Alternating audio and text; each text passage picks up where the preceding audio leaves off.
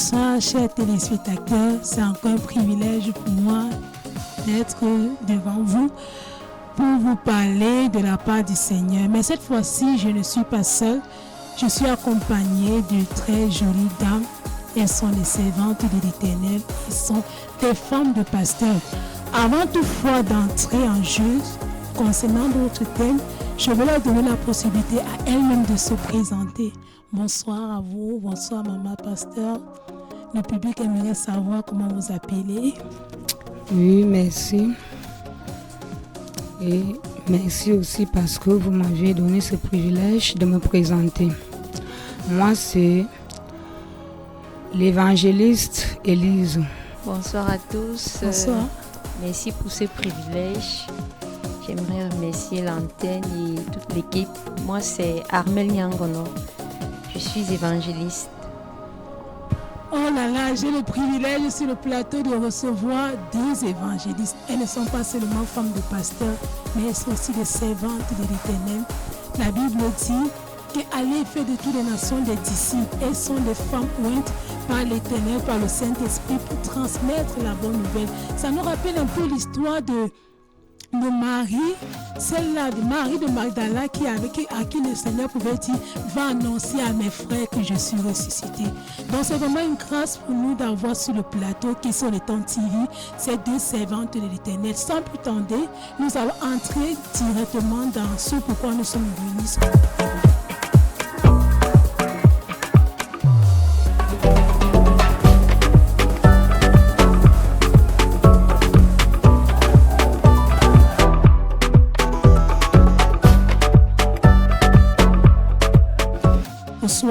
Alors le thème de ce soir, c'est quels sont les défis que rencontrent les femmes de pasteurs et comment les affronter. Avant de détailler d'abord, j'aimerais que chacune d'entre elles essaie un peu de nous expliquer, ça fait combien de temps est-ce que vous êtes mariés, est-ce que vous avez des enfants? Oui, merci. Je suis mariée officiellement avec 6 enfants. Wow. Et ça fait combien d'années déjà? Ça fait plus de 10 ans. Waouh! Une belle expérience que vous nous partagerez sur le plateau ce soir. Bon, moi, je suis fiancée, ça fait pratiquement 1 an et demi. Ça fait 8 ans que je suis dans l'œuvre de Dieu. Waouh! Ok, d'accord. On va d'emblée de jeu entrer directement dans notre thème. Alors, quels sont les défis que les femmes de pasteurs rencontrent?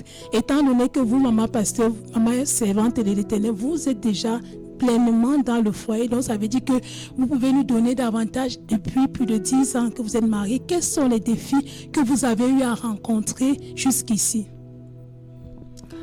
Oui, merci encore une fois de plus de m'avoir encore passé ce micro. Les difficultés que rencontrent les femmes des pasteurs, les femmes des serviteurs de Dieu, merci. En première position, la femme d'un pasteur doit comprendre que l'œuvre que a aspergée son mari est une œuvre très excellente. Alors, elle doit comprendre directement que même si elle n'est pas pasteur ou évangéliste, qui que soit, elle doit comprendre qu'elle est directement aussi servante de Dieu. Et en cela, ces femmes doivent être soumises à leur mari. Elles doivent aussi être humbles. Elles doivent comprendre que cette œuvre n'est pas une œuvre simple. C'est l'œuvre de Dieu et c'est une œuvre que beaucoup combattent. Et elles doivent supporter. Elles doivent aussi comprendre que la Bible déclare que la femme est censée détruire son foyer, sa maison. Et la femme sache la construire.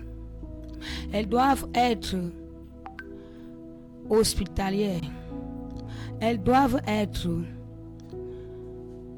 courageuses. Elles ne doivent pas se plaindre auprès des hommes.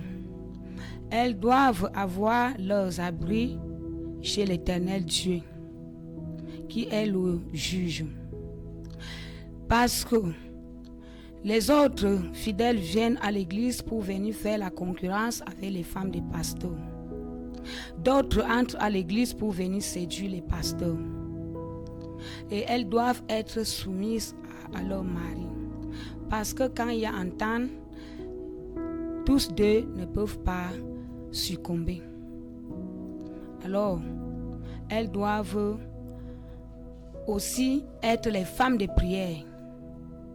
Elles doivent toujours être en prière. Parce que le diable rôde tout autour, cherchant qui dévorer. Et le diable n'aime pas qui parle la parole de Dieu. Quand tu as déjà accepté Jésus-Christ comme Seigneur et Sauveur dans ta vie personnelle, c'est que tu as attaqué le diable. Et il serait toujours derrière toi pour te provoquer. Étant donné que tu es une femme d'un serviteur de Dieu, le diable serait toujours derrière toi pour vouloir te taquiner à tout moment. Et tu dois être humble, patiente, courageuse, beaucoup supporter, s'entendre avec ton époux. Alors si je comprends bien, maman pasteur, les défis auxquels les femmes pasteurs sont confrontées sont ceci: les jeux, les concurrences, les filles qui viennent séduire le mari et aussi Satan. Oui. Donc ça veut dire que c'est ce que vous avez eu à être confronté jusqu'ici depuis que vous êtes mariés, ça fait 10 ans. Bien sûr que Ok, si. d'accord, merci beaucoup. Je ne sais pas si maman pasteur aussi a quelque chose à ajouter par rapport à cette question. Bon, déjà, lorsque le Seigneur appelle l'homme, il appelle également la femme, parce que qui dit pasteur, dit femme aussi de pasteur, Dieu appelle les deux pour le servir ensemble. Bon, les difficultés, à travers mon expérience, c'est vraiment quelque chose de... En fait, c'est une histoire qui a affecté ma vie, ce genre d'atmosphère. Bon, c'est vrai que je parle en mesurant les mots, mais ce que j'ai vu était vraiment, c'était pas facile. Quand je dis que ça a affecté ma foi, ça a vraiment affecté ma foi. Parce que déjà, lorsque j'ai connu mon fiancé, c'est vrai que j'étais déjà dans le Seigneur. J'étais une évangéliste, je parcourais des villes, des villages pour aller annoncer l'évangile. Déjà, lorsque je l'ai connu, j'étais, comme on dit, célibataire. Donc, je ne m'attendais pas encore à vivre une vie commune, comme on dit, pasteur avec femme de pasteur. Ça n'a pas été facile, vraiment, ça n'a pas été facile. Vivre une autre vie, en fait, ça n'a pas été facile. Me couper du monde, me couper même de ma famille, de tout le monde. Ça n'a pas été facile. Je ne parle pas des semaines de jeûne, des mois de prière, des journées. Il faut aller à la montagne, il faut faire ceci. Il faut se consacrer au Seigneur, il faut mener une vie pas comme le monde, il faut vivre la sanctification. Tu te retrouves en train de faire des mois et des mois et des mois. Bon, en fait, je ne m'attendais pas à ça, mais il fallait le faire puisque, bon, si c'était la volonté de Dieu, je veux dire, je suis obligée de suivre la volonté de Dieu, tu ne peux rien faire. La maman a presque tout dit, les difficultés que les mamans de pasteurs rencontrent. Dans une assemblée, vous avez les regards des jeunes filles, surtout les choristes, je précise que surtout les choristes, les jeunes choristes. Déjà, vous devez vous habiller décemment, vous ne devez pas vous habiller comme d'autres, oui, comme tout le monde. Donc, les gens pensent que quand vous vous habillez comme ça, c'est que vous êtes faible, c'est que non, vous avez décidé de servir le Seigneur. Et pour servir le Seigneur, il faut être, comme on dit, propre, il faut s'habiller décemment, il ne faut pas mettre des failles, il ne faut pas mettre ceci et cela. Bon. Je pense que maman a tout dit, donc c'était juste... Merci beaucoup, maman pasteur. Je vais essayer un peu d'expliquer ce thème, les difficultés auxquelles les femmes pasteurs sont confrontées. Nous voyons dans la Bible la femme vraiment qui a eu à subir de manière précise, explicative. Cela, c'est Sarah. Sarah a subi tout genre d'injures. Elle a subi tout genre de mépris. Pourquoi? Parce qu'elle était stérile. Et le fait qu'elle soit stérile était comme une opprobre, était comme une malédiction pour elle. Pourtant, elle ne l'avait pas voulu. Elle souhaitait vraiment chaque fois que le Seigneur lui accorde cette grâce d'avoir un enfant. Mais elle n'en a pas eu. Mais quand elle a même eu la possibilité de l'avoir par Agar, la Bible dit que Agar l'a méprisée. Et quelle était l'attitude de Sarah? Sarah, elle n'avait pas une relation directe, personnelle avec le Seigneur. Qu'est-ce qu'elle faisait? Avant de faire quoi que ce soit, elle se dirigeait toujours vers son mari Abraham. Et c'est Abraham qui lui disait toujours quoi faire. Alors maintenant, nous allons revenir sur la deuxième question qui est de comment affronter ces difficultés. Vous avez dit le Satan, vous avez dit les choristes, la convoitise, les sœurs qui viennent pour séduire. Mais comment est-ce que vous, maman pasteur qui est mariée depuis 10 ans, comment est-ce que vous avez fait pour tenir jusqu'à présent? Pour la petite histoire, je connais des femmes de pasteurs qui ont eu à divorcer parce qu'elles ne pouvaient pas supporter. Mais si vous avez fait 10 ans, c'est vraiment, ça veut dire que vous avez un background, vous avez un bagage, vous avez de l'expérience. Alors, les jeunes filles qui aspirent à se marier, les jeunes filles qui sont déjà certainement mariées, qui viennent de se marier nouvellement avec des pasteurs, aimeraient avoir des astuces, des expériences et conseils qui vont leur donner de s'appuyer quand les obstacles, les défis se présenteront pour ne pas lâcher, pour ne pas divorcer. Est-ce que vous pouvez nous en dire plus? Quel a été votre secret? Quel a été votre appui sur lequel vous avez, quel a été votre refuge sur lequel vous êtes appuyé pour vraiment affronter ces défis et les supporter jusqu'à ce jour? Oui, merci. Mon secret avec Dieu et avec mon mari pour arriver jusqu'à ce jour, étant toujours ensemble, ça a été premièrement l'amour. L'amour bannit tout. Quand tu aimes ton mari, le diable ne peut pas entrer pour vous séparer. Quand tu as l'amour dans ton cœur, le diable n'aime pas l'amour. Le secret du diable, c'est la haine. Et quand toi tu pratiques l'amour, tu combats le diable. Voilà mon premier secret, l'amour. Deuxièmement, la soumission. La femme ne doit pas se comparer à l'homme. La femme doit être soumise à son mari. Vous devez toujours être ensemble. Si l'homme te dit, va de ce côté, va d'abord avant de regretter. Et si vous tombez, tu vas toujours dire que ce n'est pas moi, c'est toi. Dieu, dans toute sa gloire, a dit que le premier commandement, c'est l'amour. C'est l'amour qui coffre tout. Donc, si tu pratiques seulement l'amour, même la petite choriste qui peut vouloir envier ton mari, elle va tomber. Parce qu'elle va trouver que vous êtes plein d'amour, vous vous entendez, et elle va échouer à sa mission. Et comme j'ai mentionné la soumission, l'obéissance vaut mieux que le sacrifice. C'est pour cela que j'ai dit l'entente, la soumission, l'amour, l'humilité. C'est ça qui peut renverser tout ça. Et c'est ça qui donne la victoire. Il n'y a pas un secret que tu vas aller te laver. Peut-être je ne sais quoi. Le secret, c'est la parole de Dieu. Mettre la parole de Dieu en pratique. Marcher selon les principes de Dieu. Et tu vas avoir la victoire à tous ces combats. Merci. Je ne sais pas si vous avez ajouté quelque chose, allez-y. Le public a tellement envie d'avoir des conseils qui vont les soutenir. Bon, déjà l'amour c'est le plus grand don.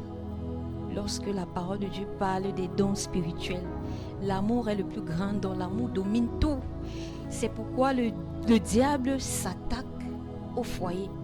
Le diable s'attaque surtout au couple chrétien. Parce que c'est que l'amour surpasse tout. Peu importe les épreuves, peu importe les obstacles, peu importe le rejet, l'abandon que subissent les chrétiens, l'amour reste au-dessus de tout. Je vais prendre un exemple. Il y a aussi l'hospitalité. Je vais prendre un exemple. J'ai eu à le vivre avec mon fiancé. Il y avait une collègue à lui qui était sans abri. Elle voulait un endroit où dormir. J'ai dit à mon fiancé que je ne peux pas accepter ce genre de choses. Déjà, elle est célibataire et sa collègue en question, c'est une prophétesse. Elle a une assemblée, mais elle se retrouve dehors Elle veut venir rester chez nous. J'ai consulté le Seigneur.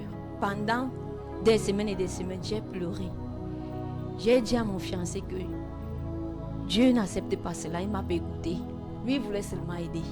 Lui, il avait dit que Dieu lui a dit que il faut qu'elle vienne vivre avec nous. Moi, de mon côté, j'ai dit que ce n'est pas ce que Dieu lui m'a dit. La sœur en question est venue habiter chez nous. Elle a apporté toutes ces choses, c'est-à-dire elle a déménagé comme nous.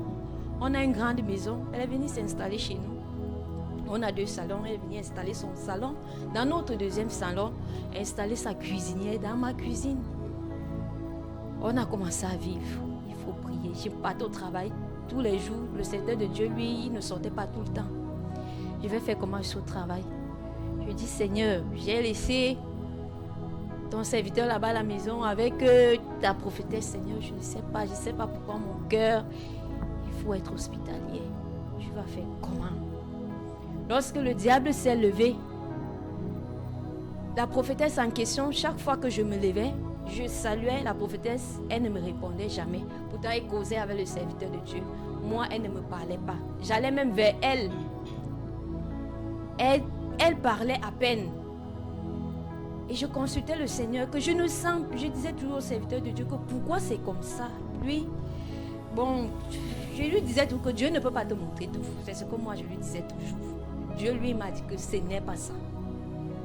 Cette femme s'est levée un matin, une prophétesse, sortie de sa chambre, parce qu'on lui a donné, on a sacrifié notre chambre à nous, la chambre principale de la maison, pour donner à la prophétesse. On s'est battu avec les 2 autres chambres. Chacun restait maintenant dans sa chambre, il reste dans sa chambre, il reste. Elle sort un matin à Matelot, la prophétesse sort de la chambre à Matelot, dit qu'elle veut essuyer le sol.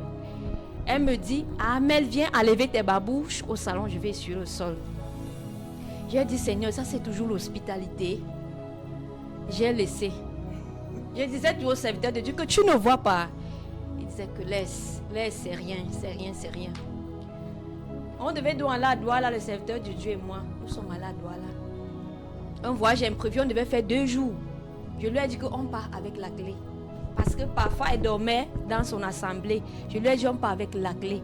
Elle va revenir quand on va rentrer. Nous sommes retrouvés en train de faire 1 semaine à Douala. Elle s'est fâchée. Elle s'est fâchée. Elle dit que vous êtes où? Le serviteur de Dieu dit que je suis venu à Douala pour une affaire. Elle dit que tu es parti à Douala avec Armel. Pourquoi? Vous-même, dites-moi un peu, tu es parti avec Armel à Douala, pourquoi? Dans la soirée, elle commence à envoyer les voices au serviteur de Dieu. Vraiment, Armel, là, c'est quelqu'un qui n'est pas encore délivré. C'est une folle. Dieu m'a montré qu'elle me combattait. Vous-même, dites-moi. L'hospitalité. On dit que les femmes de pasteur doivent être hospitalières. Quand nous sommes rentrés de Douala, elle a dit qu'elle venait prendre ces choses et part. Parce que je lui ai dit que sa mission a échoué. C'est pour cela qu'elle est en train de... Elle a pris toutes ces choses, elle est partie. Elle est partie, elle ne nous a pas dit au revoir. Quelques instants, le serviteur Dieu regarde son téléphone, il constate qu'elle a bloqué partout. L'hospitalité, je vous assure, parfois c'est vrai qu'il faut être hospitalier, mais de nos jours c'est vraiment risqué. Parce que j'ai parlé de cette histoire, mais le serviteur de Dieu, il ne m'a pas écouté. Il y a l'humilité. Il faut être humble. Il faut être humble parce que Sarah a été humble. L'humilité, c'est-à-dire que lorsqu'on dit qu'il faut être humble, c'est qu'il faut se rabaisser même devant ton enfant. Il faut se rabaisser. Même devant un bébé, il faut se rabaisser. Ce n'est pas une faiblesse, mais il y a un adage qui dit l'humilité précède la gloire. Et c'est une chose très vraie. L'humilité chez les enfants de Dieu, c'est une très bonne chose. Il y a l'obéissance. Il faut obéir à ton mari. C'est-à-dire que lorsque ton mari te demande de faire quelque chose, même si tu sens que, comme ce qui m'était arrivé là, même si tu sens que ce n'est pas ça, il faut seulement obéir. Oui, il faut être soumise, la soumission. Ok, merci beaucoup, Maman Amel, pour cette intervention. Je vais juste ajouter quelque chose. C'est dans 1 Samuel chapitre 1, je crois bien, la Bible dit que Anne et Pénina étaient mariées à Akan. Pardon, si c'est Elkana, pardon, merci. Et chaque jour, Pénina la mortifiait. Et Anne pleurait beaucoup. Ça peut un peu être le cas des femmes de pasteurs qui subissent tout genre de mépris, tout genre d'humiliation, que ce soit venant des membres de l'église, que ce soit venant des membres de la famille, la société, disant que non, tu veux montrer que tu es pasteur, ton habillement et tout, tu t'es détourné de tout, tu t'es sacrifié, tu as tout abandonné pour être au service, pour te marier avec un pasteur qui n'a même rien, un pasteur qui mendie même les dîmes et les offrandes comme on a l'habitude de dire. Mais la Bible dit que aussi longtemps que Anne pleurait, elle ne mangeait pas, elle devenait de plus en plus amère. Mais il y avait quelque chose de particulier, c'est que son mari l'aimait. Mais cet amour ne suffisait pas. Anne, un jour, s'est levée, elle a dit, assez, c'est assez. Elle est partie se réfugier chez le Seigneur. Je veux te dire, toi, femme de pasteur, toi qui aspires à être femme de pasteur, toi qui es même déjà, peut-être que toi qui es déjà là depuis, que ton seul appui doit être le Seigneur. Parce que il y aura toujours les défis, il y aura toujours les situations, il y aura toujours des épreuves. Mais si tu as posé ta confiance sur l'Éternel, tu pourras vraiment affronter. Le roi David pouvait dire, avec l'Éternel, nous ferons des espoirs et il écrasera nos ennemis. Les défis par lesquels tu passes, toi, femme de pasteur, ont juste une solution, c'est dans la présence de Dieu. C'est dans l'intimité avec le Seigneur. Chaque fois que tu sens que non, tu es face à une situation, une humiliation, la solution n'est pas de te plaindre, la solution n'est pas de lâcher, la solution n'est pas d'abandonner, mais la solution est de trouver ton appui, ta force, ton refuge à l'Éternel. Et lui, avec lui, il va toujours te donner la victoire. Je veux te remercier parce que tu as pris le temps vraiment d'écouter tous ces témoignages qui m'ont béni. Moi, personnellement, je suis célibataire. C'est pas que j'aspire à me marier à un pasteur, mais si c'est dans la volonté de Dieu, j'ai appris beaucoup. J'ai appris qu'il faut être humble, j'ai appris qu'il faut aimer son mari, il faut être obéissant. Même si le mari ne partage pas toujours ton point de vue, tu dois t'humilier en tant que femme et laisser le Seigneur lui-même le soin de lui dire que là où tu vois là, ta femme a raison. Parce que quand Adam et Sarah a dit à Abraham que chasse Agar et son fils, et la Bible dit qu'Abraham a vu ça d'un mauvais œil, mais l'Éternel lui a dit, fais tout ce que Sarah te dira. Donc toi, femme de pasteur, qui peut-être ton mari ne t'écoute pas, ce n'est pas l'occasion de lâcher. Tu vas présenter la situation au Seigneur. Lui qui a le seul boss, l'Éternel des armées, va lui parler. Si réellement il a une communion avec le Seigneur va lui parler et il va revenir sur sa décision. Alors je veux t'encourager vraiment avec la participation de ces mamans qui étaient là à ne pas baisser les bras. Oui, ce n'est pas facile, ce n'est pas vraiment aisé, mais le Seigneur va davantage te soutenir. Merci beaucoup les mamans pour cette intervention, pour ces conseils. Vraiment, est-ce que vous pouvez encore donner, vous avez encore quelque chose à ajouter au public, ou bien si vous n'avez rien à ajouter, on va dire au revoir. Ok, d'accord. Le micro, prenez le micro. J'aimerais ajouter qu'il faut savoir fermer les choses sur certaines choses. Lorsque tu es dans une situation peut-être avec ton mari qui est serviteur de Dieu, ne pas te quereller, ne pas jouer, comme on dit souvent, le gros dos. Il faut savoir écouter. Même si tu n'es pas d'accord, tu fermes les yeux sur tout. Parce que ce n'est que Dieu, ce n'est que à Dieu seul, ce n'est que Dieu seul sur qui tu peux t'appuyer. Il est le seul. Il est le seul. Il est la solution à tout. Toujours fait, même si tu vois quoi, tu fermes les yeux, tu serres le cœur, tu dis que Seigneur, toi-même tu vois cette situation, je ne peux pas, je n'ai pas de force, mais avec ta force, je sais que tu vas faire. Amen. J'aimerais aussi encore ajouter pour dire aux femmes des serviteurs de Dieu de ne pas toujours pratiquer la jalousie à l'église. Bien sûr que si Dieu a dit que je suis un Dieu jaloux, qui châtie et qui punit l'iniquité des parents sur leurs enfants. Mais ce n'est pas de cette jalousie que Dieu parle. Dieu parle de la jalousie qu'il n'aime pas le mélange. Il n'aime pas que tu es avec Dieu et tu es aussi avec le maraboutage et tout. C'est de cette jalousie que Dieu parlait. Et alors, j'aimerais aussi, une fois de plus, encore conseiller aux femmes des serviteurs de Dieu de pratiquer leur secret, la prière. C'est tout et j'en ai terminé. Parce que, est-ce que vous pouvez prier pour ces femmes de pasteurs? elles en ont besoin, je crois bien. Oui, elles ont aussi besoin de la prière. Parce que parfois, le corps est faible. C'est l'esprit qui rend fort. Et à tout moment, le corps doit être faible pour que l'esprit s'élève. Donc, c'est dans la prière. Éternel Dieu Tout-Puissant, nous te bénissons en ce moment, ô Père, parce que c'est toi qui es Dieu. Nous voulons maintenant te présenter, ô Dieu, tes serviteurs et leurs époux. Père, toi-même tu as dit que toi, quand tu unis, personne ne peut séparer. Nous le savons, Éternel, que lorsque ta bouche parle, ta main l'accomplit.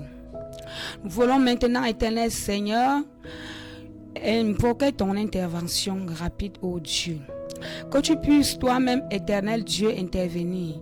Parce que de nous-mêmes nous ne faisons rien. De nous-mêmes nous sommes rien, éternel, sans toi. Ô Dieu Tout-Puissant, fais rabaisser, Seigneur mon Dieu, les cœurs de ces femmes, ô Père. Seigneur, ô Dieu, que leurs esprits soient soumis à ta volonté et à ta parole éternelle, ô Dieu. Papa, afin que, ô Dieu, tout ce que toi tu as prévu pour tes serviteurs, Seigneur, leur soit donné. Père, nous te bénissons, nous te rendons grâce parce que lorsque nous sommes ici, Seigneur présent, tu es avec nous. Et nous le savons, éternel Seigneur, que tu as déjà, ô Père éternel, exaucé nos prières et que tu vas faire au-delà de nos demandes.